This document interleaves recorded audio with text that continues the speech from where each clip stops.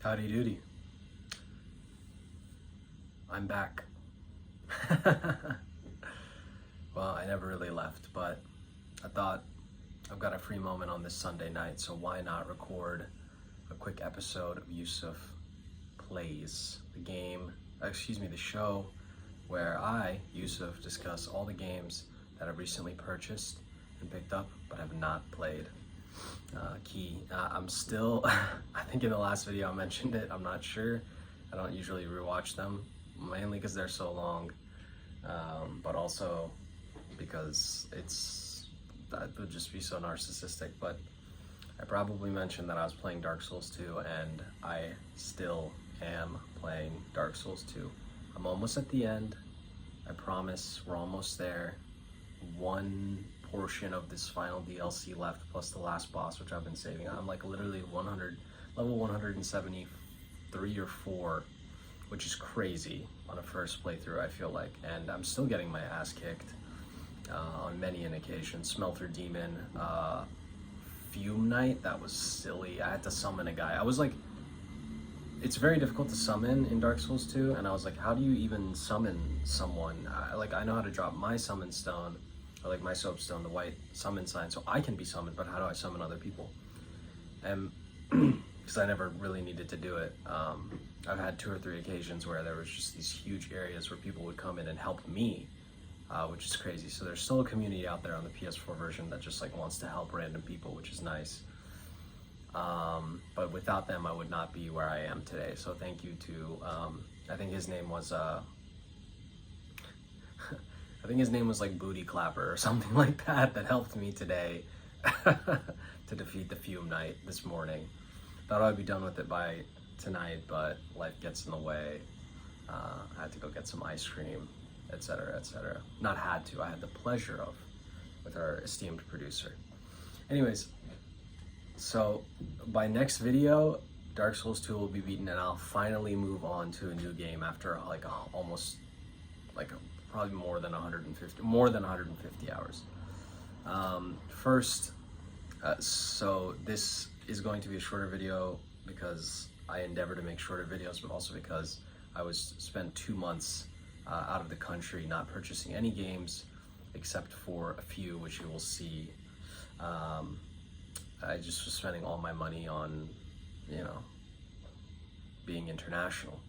So games didn't come, also I couldn't play them. So I was like, why buy them?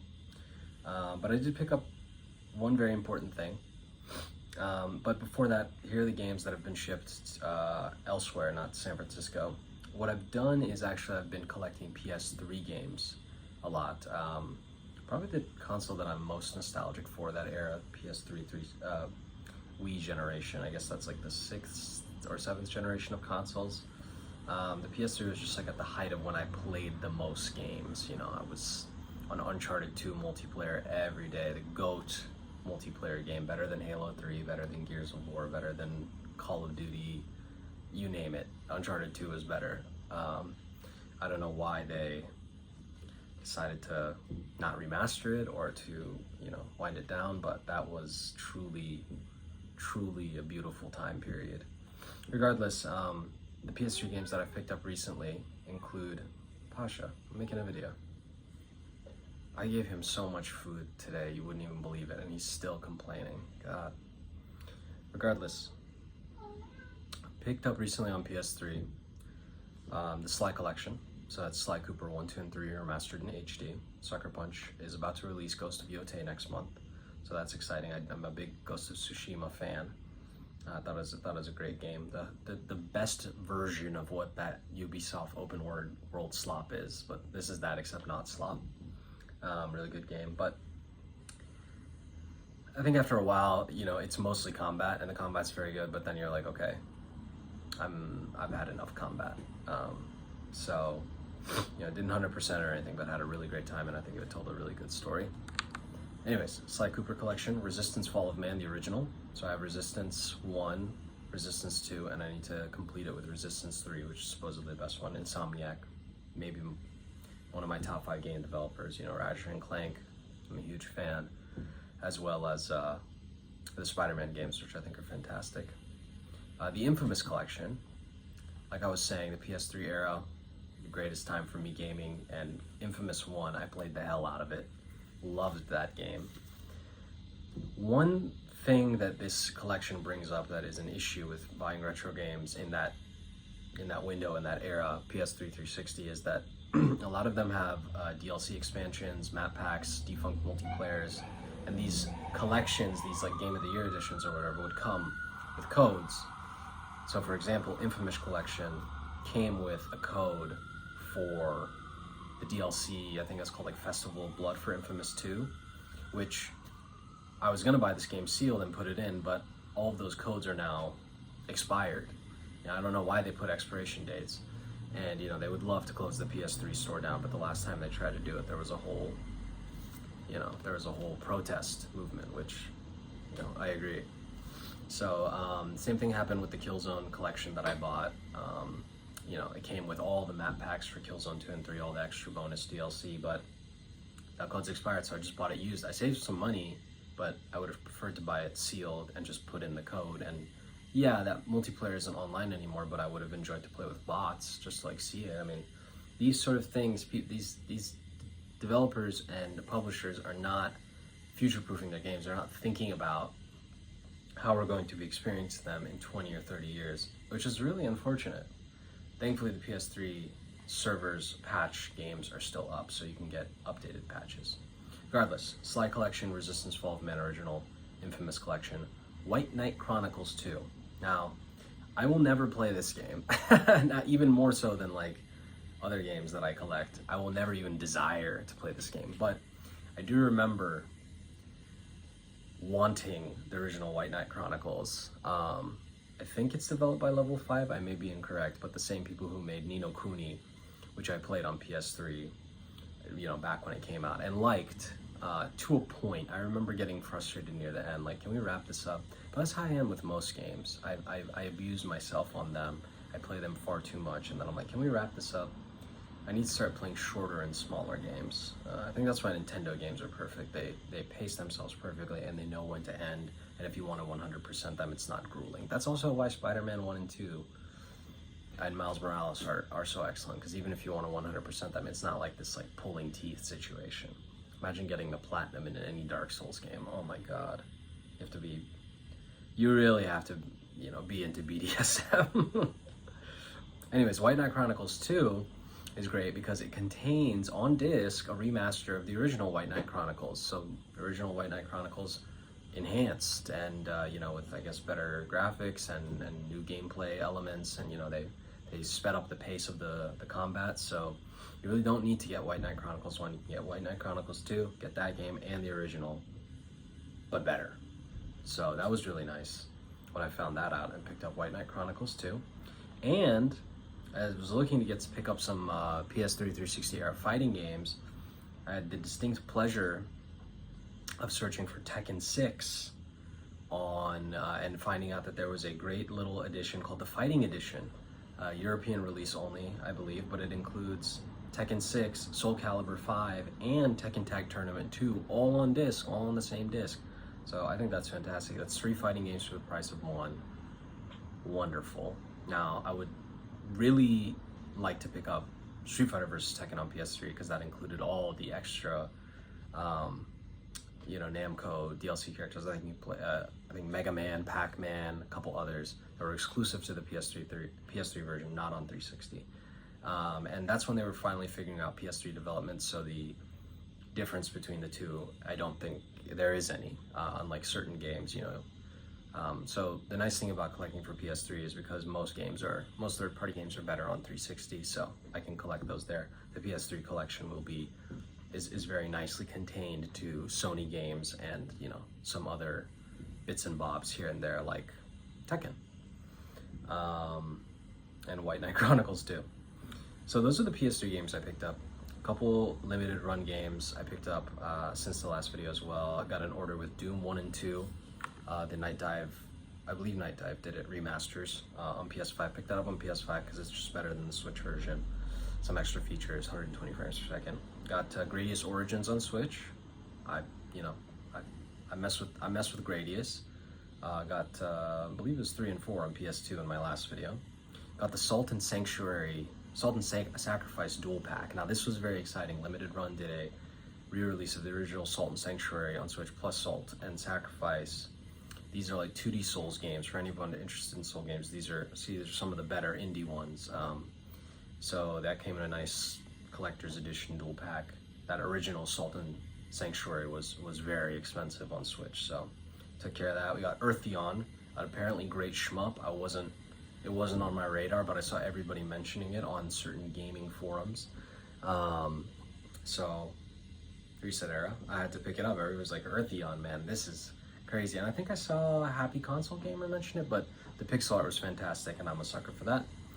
I literally just ordered these few today. Eartheon, System Shock 2 on PS5. Amazing that they did a remaster of that. I've always wanted to play System Shock games, and I got the System Shock 1 remaster on PS5. I don't know why they released that one at retail, but System Shock 2 at limited run. Maybe it'll come to retail later, but System Shock 2 is far more popular and influential. And then Shinobi. I also got that on PS5. I saw somebody on Reddit say that the Switch version looks horrible and blurry, so I was like, nah. I'm tired of collecting for Switch, man. They need to step it up. Like, I already got enough Switch games, and I've already compromised enough. So, anyways, it's everything from limited run, all the PS3 games that I've shipped elsewhere to where my PS3 is in Dallas.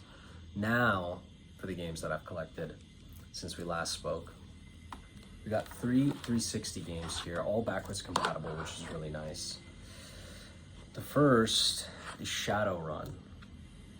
This is I think the servers are still on the 360 version, but a defunct first-person shooter, or maybe a third-person shooter, developed by Microsoft, and it's like, remember Shadowrun, like the isometric adventure game? I think they just rebooted and are like, what if we make it a shooter game? I remember wanting this when I got a new computer back in like 2009 or 10, because it was one of the Windows Vista exclusives. So I wanted Halo 2, which I got, and then this, but I never got this. So I was like, I just remembered it one day. I was like, let me pick up Shadowrun for a couple of bucks. Another one that I've always wanted to play because it's supposedly the best in this series. And then after that, they lost the plot, but Far Cry 2. This is just supposed to be a great game, and really, they nailed it with this one. This is when Ubisoft was in their bag. Far Cry 2, Prince of Persia, Splinter Cell Trilogy, you know, all the great games that they were actually, you know, having some artistry with, rather than just pumping out open world slop and boring shit like Star Wars Outlaws. That game might be okay, but you know, it doesn't inspire. It doesn't move people. You know, they play it and they're like, that was cool, that was fun, but it's not Far Cry 2. You know, I'll have to play it to let you know. And then also on the 360, even though there are remaster versions of this on PS4 and current generation Xbox, I recognize that, but I think there's just something about the original versions that are different enough, and apparently graphically different enough, that I think they're worth having. And that's got a nice little dual pack here of Batman Arkham Asylum and Arkham City. So I really would like to play these one day, though I think the combat has negatively influenced the industry. But this is when Rocksteady was good and wasn't making bad games like Suicide Squad. But you know, the combat in these games is always funny. I think Spider-Man perfected it and is very reasonable and like really, really well done in those games. With these games, anytime you watch a clip of these, Batman will be like here, and there'll be an enemy here, and it'll and then you press square, and it's like a parry. You really don't have to think about it. But hey, they say they're some of the the best superhero games ever. So Arkham Asylum and Arkham City. For some reason, this is like the type of game that my friend Demir would be like, oh, I just beat Arkham Asylum. And be like, what? Well, like, why did you choose it? He's like, oh yeah, I just felt like it. Like, he just plays the most random games, and then doesn't tell you when he plays Shoutout of Colossus. Hilarious. Anyways, picked up those 360 games, and then I was recently in New York and New Jersey for a wedding, and I forced my friends, who humored me thankfully, to go to a game store in New Jersey. and I want to shout him out, but I don't have his card right now. I'll put it in the description. But I went in there and he had a really great selection of games, which is rare because, you know, at a game store, a lot of the times, especially larger ones, retro game stores, it's just like Madden 02, Madden 03, NBA 2K7, NBA 2K8. And then you'll get like a couple like common games like this, you know, but not the cool dual pack. You'll get like regular Arkham Asylum. But, you know, I had a lot of games, didn't have much room in my package. Also, they were a little pricey, but of course he's got his margins and I support, you know, retro game stores, small business owners, so I had to pick something up. And I got a really nice copy of Star Wars Knights of the Old Republic 2 on the original Xbox, backwards compatible, just like all those 360 games. Still need to play KOTOR 1. I have 1 and 2 on Switch, the remasters. I'm pretty sure 2 on Switch had some sort of bug that you couldn't finish the game, which I believe they patched. But always good to have the original. You can actually beat this one. So these are supposed to be really, really good RPGs, the best Star Wars games ever made. It's funny how many great Star Wars games there are and how Star Wars has sort of influenced game technology and gaming in so many genres and so many great games. But there isn't, other than these Knights of the Old Republic games, I don't think there's a Star Wars game that's like considered one of the greatest games of all time. But I think if anyone had the claim to it, it would be Knights of the Old Republic 1. So those are the Xbox games I picked up, which is nice. Now a couple of PlayStation games from VGP. I'm glad they reprinted this. This came back into stock because when they announced the remaster of the second game in this series, prices for the first shot up, the physical on PlayStation 4 and on the original on PS2. I had been wanting to buy it months earlier. I had been thinking about it, and then they announced the remaster for 2 and prices shot up. I was like, ah man, all the prices are gone up. But then I saw it on VGP. That's the original Onimusha. I would like to play these before the new Onimusha comes out next year. That's probably not going to happen. Depending on how long these are, I might try. But yeah, Onimusha Warlords. I have Onimusha 3 on PS2 back there. So these are really cool. Check it out. Check out Onimusha. And I also picked up one of my the era I was playing a lot, but I remember when I got the collector's edition of this game. I still have the collector's edition of this game, including the Pandora's box that it came with, the art book. But I was a huge fan of the God of War series back in the day, and when God of War 3 came out, it was mind-blowing. I still remember playing the intro and just being like, oh my gosh, how did they do this? This is nuts. But there's a PS4 remaster. Decided to pick it up. I think it would be nice to relive that. And I was listening to, I forget the name of the podcast, but Jacob Geller and another individual, Something Rotten podcast, Blake, I believe. Sorry to the other guy. I'm just not as familiar with your work. But they, you know, I saw that they had a podcast. I was watching it, and they were discussing God of War 1 through 3. So they discussed rotten games. I don't know what that means, but it reminded me, and I got nostalgic, and I really wanted to pick up God of War 1, 2, and 3. I have 1 and 2 on PS3 in the HD remasters. I'd like to pick them up on PS2, but I decided let's go for God of War 3, which I sold at some point, though I still have the collector's edition stuff. Okay, who just texted me? Sorry. Oh, give me 1 second. I'm checking my text in the middle of the video. Anyways, so to complete the trilogy of Resident Evil remasters, I picked up Resident Evil 7 on PS5. I love that they re-released these natively. Of course, these games are perennial sellers, so it makes sense. But I kept the PS4 version because it has the PSVR 1 mode, and I sold my PS4 versions, or I gave them to Jameer and Sir, I believe, of Resident Evil 2 and 3 remake, picked those up, but I kept the Resident Evil 7 PS4 version, so I still have it now on PS5, and you know, native and nice. I'm a native guy, love that. I bought some recently released games within this calendar year, which is very nice. Both at the request of other people. I would not have normally purchased these, but they did go on sale. I held out. I told both of these people that I cherish, please wait until there's a sale, and there was minor sales on these, so I picked them up. The first I just got yesterday or 2 days ago in the mail at the request of my friends who may be watching this video. I picked this up for you. It was like $5 off, or a couple bucks off.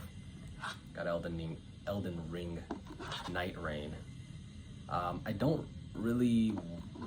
I feel bad playing this before I've gotten a chance to play Elden Ring. I've played Elden Ring for a couple hours, seen like the beginning area, but I'm going through the Soul series now, and I feel like this is just like, I played it today with my buddies, Stuart and Demir, and it was so chaotic, so hectic, but really fun, and I did really difficult.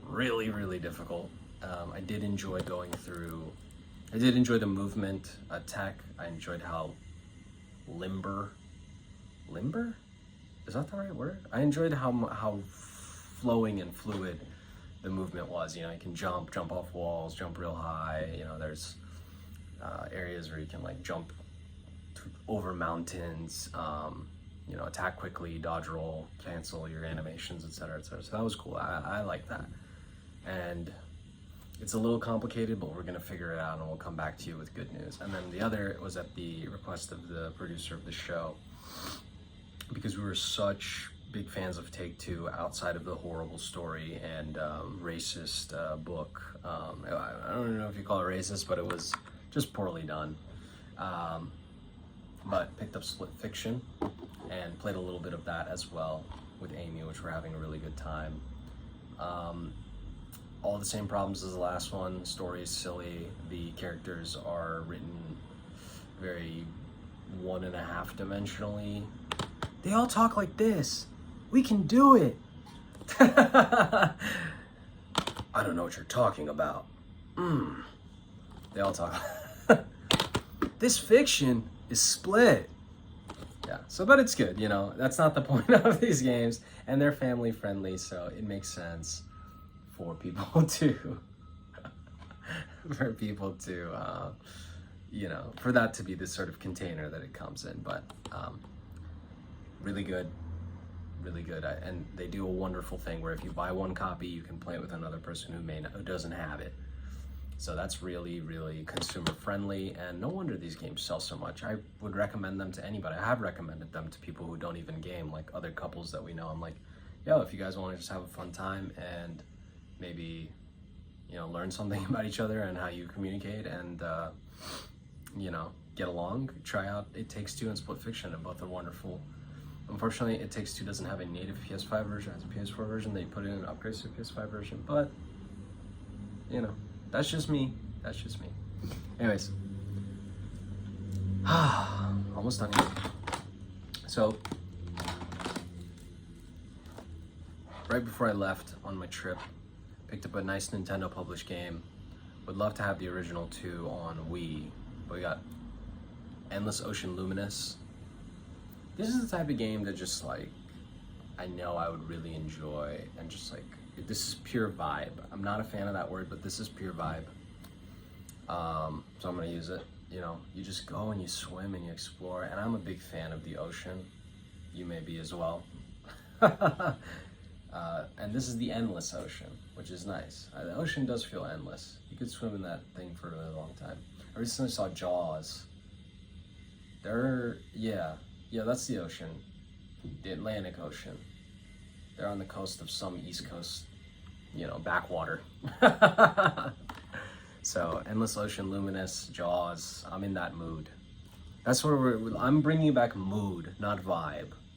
What's the vibe? This is the vibe. No, what's the mood? Okay. Anyways. This, I feel silly for buying because it was incredibly expensive, and everybody is like, they sell out incredibly quickly, and they're very expensive on eBay. This is going to keep its value. I'll never open it. I have no real interest in playing it, but in like 20 years, it's going to be worth $1,000. And that's going to be Pokemon Scarlet plus the Area Zero DLC. This is the full on-cart complete edition, updated. They guaranteed it by VGP. I got this with Onimusha. I really have nothing to say. It's Pokemon. They're ugly. They're poorly made. It's not like how it used to be in the gold and silver days, the golden days, the red and blue, ruby, sapphire, even diamond and pearl, folks. But you know, apparently it runs 60 FPS now on Switch too. So if you like Pokemon, I'll sell that for like $1,000 in like 20 years. Next, now this I'm very happy got a physical. I played a bit and I've always wanted to play more. Now what I'm bummed about is that this physical didn't include the recently released DLC. After many years of not getting any updates, and this game got a huge update out of nowhere. I think they're trying to put it back out there. It's sort of a really great indie game, and I really enjoyed Matthew Matosis's review of it. Love that guy. He doesn't make videos anymore. I think he's working on his own game, but no DLC on it, but that's okay. I would really love to try out Rain World a little more and complete it. This is one of the most interesting games. This is the most interesting game in my opinion in this video. Definitely check out Rain World. That's all I'll say. And then things that I picked up as soon as I left the country. This was delivered the next day. And I got 2 games that I still have not had a chance much to play, and I haven't really felt drawn or compelled to play. Maybe I really just need to beat Dark Souls 2 and get out this funk. I played a little bit of Mario Kart World with my boy Demir, mentioned many times in this video. And then Donkey Kong Bonanza, I haven't got a chance to play. I like my Switch too. It's nice that it's shiny and new. I haven't taken it out of the dock, so it doesn't feel like I'm really playing like a new console that I bought. I don't feel compelled to go back to it. It doesn't feel like it has some like shiny new games. I think I'll feel that way when I play Donkey Kong, but it just kind of feels like an upgraded Switch. I know everybody says that, but it is true. So not only did I get a Switch 2, not only did I get Mario Kart World and Donkey Kong Bonanza, but I also got the GameCube controller, which is sick, which is really well made, and then a Pro controller as well. So this was a pricey hobby and a pricey pickup, and then was recently gifted by wonderful producer another Pro controller. So we've got 2 Pro controllers, a GameCube, Nintendo Switch Online controller, the 2 games really worth owning on the Switch 2, and then the Switch 2 itself. Oh, also I bought Silksong on PS5. $20. Why not? We've been waiting forever for it. I thought like the original Hollow Knight was like an 8. I had my problems with it. Not the best Metroidvania of all time. It's not Super Metroid. It's not Symphony of the Night. It's not Metroid Prime. But, you know, I thought it was really good. Another game where I tried to 100% it, and towards the end I was just like, okay, let's wrap this up, folks. I think I'm the problem. I'm the problem. I am 100% the problem. I don't know when to stop. But if you put it in your game, I want to see it. If I like your game and you put it in, I want to see it. Another one of my favorite games, Hades, I had the same problem. I won't even get into that. That was their fault. But anyways, that's everything I picked up. Hope you have a wonderful week. I'm going to try to beat Dark Souls 2. Oh boy. Should I stay up and do it? So, thanks for watching. That's another episode of YusofPlays.